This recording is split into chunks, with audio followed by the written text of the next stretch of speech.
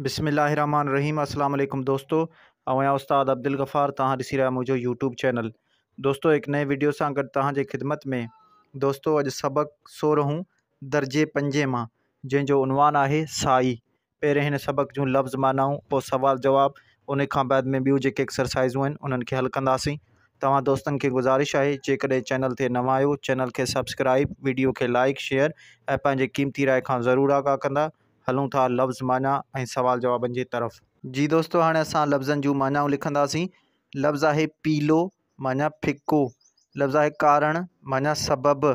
लफ़्ज़ आहे नबल माना कमज़ोर। लफ़्ज़ आहे ॼावल माना पैदा थियल। लफ़्ज़ आहे पखड़बी माना फहिलबी। लफ़्ज़ आहे ॻतियल माना हिक ॿिए सां मिलियल। लफ़्ज़ आहे टहिकियल माना बड़कियल या उॿारियल। लफ़्ज़ आहे एहतियात माना बचाव जो तरीक़ो। पोइ लफ़्ज़ आहे हाञेकार माना नुक़सानकार। लफ़्ज़ आहे उॿारे माना टहिकाए। लफ़्ज़ आहे टुका माना सुई या इंजेक्शन। लफ़्ज़ आहे हयाती माना ज़िंदगी। लफ़्ज़ आहे परहेज़ करण माना रुकजण या परे रहण। लफ़्ज़ आहे दिफ़ा माना बचाव। लफ़्ज़ आहे चकास माना जांच। मश्क अलिफ़ हेठि ॾिनल सवालनि जा जवाब ॾियो। सवाल नंबर पहिरियों, साईअ जी बीमारीअ जा कारण कहिड़ा आहिनि? जवाब, साईअ जी बीमारी ख़राब पाणी पीअण ऐं सणभा खाधा खाइण सबबु थींदी आहे। सवाल नंबर ॿियो, साईअ जी बीमारीअ जूं निशानियूं कहिड़ियूं आहिनि? जवाब, साईअ जी बीमारीअ जूं निशानियूं ही आहिनि। नंबर पहिरियों, अखियुनि जो पीलो थी वञणु। नंबर ॿियो, जिस्मानी लिहाज़ खां कमज़ोर थी वञणु। नंबर टियों, बुख जो न लॻणु। नंबर चौथों, हल्को बुख़ार रहणु। नंबर पंजों, दिलि कची थियणु, जिस्म में सुस्ती पैदा थियणु। नंबर छहों, पेशाब जो रंग पीलो थियणु। सुवाल नंबर टियों, साईअ जी पखिड़िजण जा सबब बयान करियो। जवाब, हिन बीमारीअ जी पखिड़िजण जा कारण ही आहिनि। इस्पतालुनि में मरीज़नि लाइ साॻियूं सुयूं इस्तेमालु करणु। डॉक्टरनि ऐं हजमनि जा साॻिया औज़ार इस्तेमालु करण सां बि ही बीमारी पखिड़िजंदी आहे। उन खां अलावा असां हिक ॿिए खे जेको रतु ॾींदा आहियूं, उन सां बि इहा बीमारी फहिलिजंदी आहे। सवाल नंबर चौथों, साईअ जे जीवड़नि जा नाला ॿुधायो। जवाब, साईअ जे जीवड़नि जा नाला A, B ऐं C आहिनि। सवाल नंबर पंजों, साईअ खां बचाव कीअं कजे? जवाब, साईअ खां बचण लाइ ज़रूरी आहे त घर खुलियल ऐं हवादार हुजणु घुरिजनि। घरनि में उस अचणु ज़रूरी आहे। आस पास सफ़ाई ऐं सुथराई रखणु घुरिजे। ताज़ा ऐं साफ़ खाधा खाइणु घुरिजनि। पाणी उॿारे पीअणु घुरिजे ऐं घर में हिक ॿिए जी इस्तेमाल जूं शयूं इस्तेमालु न करणु घुरिजनि, जहिड़ोकि ब्लेड, टुवाल, ॾंदण, साबुण वग़ैरह। बे हेठि ॾिनल लफ़्ज़नि जी माना लिखो ऐं उहे जुमिलनि में कमु आणियो। लफ़्ज़ आहिनि कारण, नबल, हाञेकार, ॻुतियल, चकास।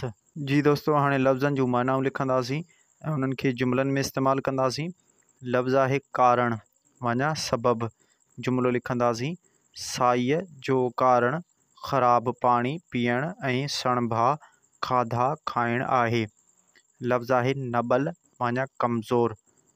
जुमिलो लिखंदासीं, असलम अॼु नबल नज़र अची रहियो आहे। पोइ लफ़्ज़ आहे ॻुतियल माना हिक ॿिए सां मिलियल। जुमिलो लिखंदासीं कराचीअ जी आबादी तमामु ॻुतियल आहे।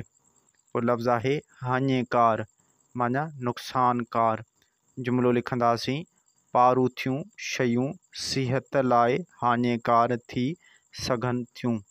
पोइ लफ़्ज़ आहे चकास माना जांच।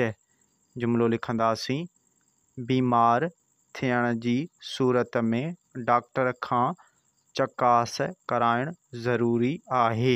जीम मुख़्तलिफ़ बीमारियुनि बाबति रेडियो टेलीविज़न या अख़बारनि मां अव्हांखे जेका ॼाण इश्तिहारनि ऐलाननि ऐं हिदायतुनि ज़रिए मिले थी तंहिंखे बयानु करियो।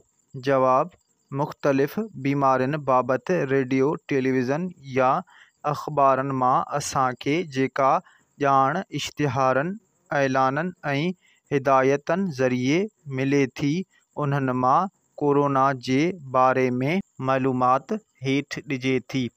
नोवेल कोरोना वायरस कोविड-19 हिन ॾुखे वक़्त में असां सभु गॾु आहियूं। नंबर पहिरियों असांखे ॿधीअ जी ज़रूरत आहे।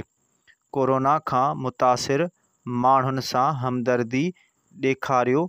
तफ़रुक़ आवर रवैये अख़्तियार करण जे करे माण्हू टेस्ट कराइण खां कतराईंदा जेको इंसान सभिनी लाइ ख़तरनाक थी सघे थो।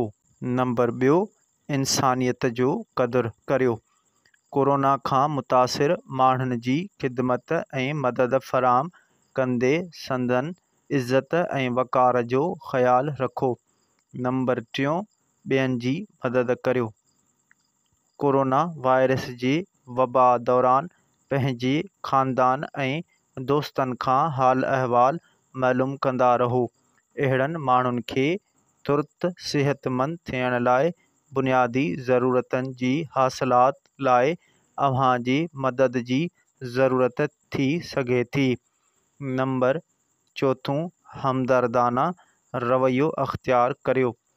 कोरोना खां मुतासिर माण्हुनि सां नरम रवैयो रखी उन्हनि जी रज़ामंदीअ ऐं एहतियात सां उन्हनि जो ख़ासि ख़्यालु रखो।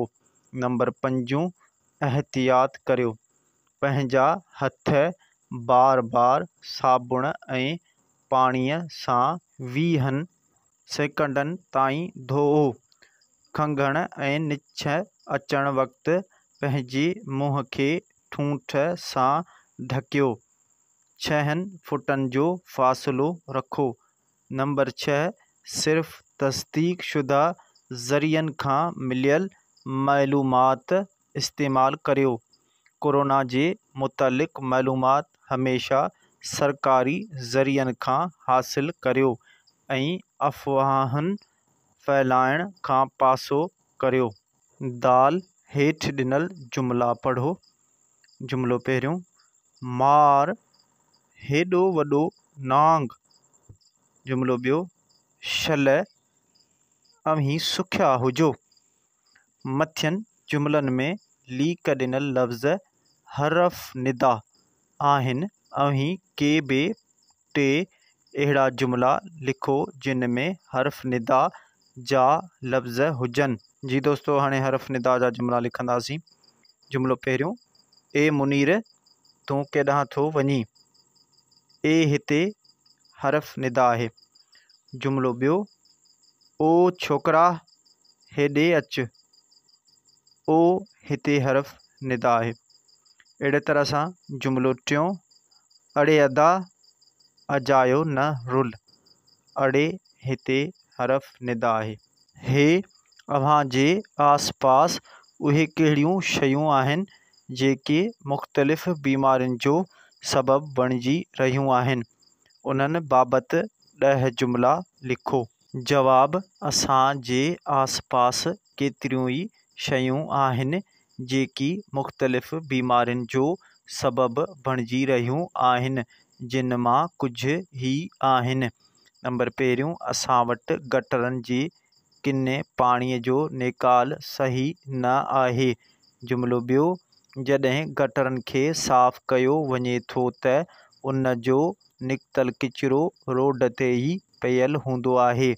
जुमिलो टियों, मक्खियुनि ऐं मच्छरनि जो आज़ार हूंदो आहे, उन्हनि लाइ को बि फुहारे जो बंदोबस्तु न हूंदो आहे। जुमिलो चोथों, खाधे पीते जूं शयूं ढकियल ऐं बंदि थियल न हूंदियूं आहिनि। जुमिलो पंजों, पीअण जो पाणी सफ़ा मेरो हूंदो आहे। जुमिलो छहों, कॾहिं कॾहिं त उन पाणीअ में धप बि हूंदी आहे। जुमिलो सतों, बीमारीअ जी सूरत में वेझी का बि इस्पताल न हूंदी आहे। जुमिलो अठों, जेकॾहिं इस्पताल हूंदी आहे त उन में मुस्तंद डॉक्टरनि न हूंदो आहे। जुमिलो नाओं, नक़ुली दवाउनि जो आज़ार घणो थी वियो आहे। जुमिलो ॾहों, इन्हनि सभिनी सबबनि जे करे मुआशिरे में बीमारियूं फहिलजनि थियूं।